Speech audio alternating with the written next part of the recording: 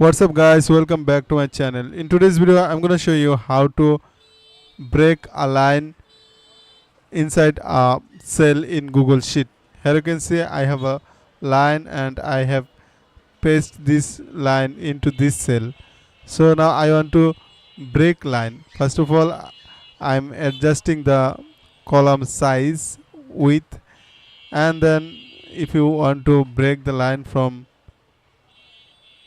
here, keep your mouse pointer here, then command plus enter or control plus enter, and then do this again and again.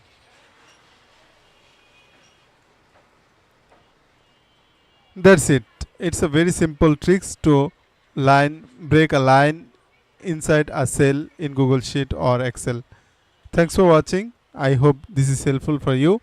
If you think this is helpful, don't forget to like, comment, share and subscribe. Thanks for watching. See you in the next video.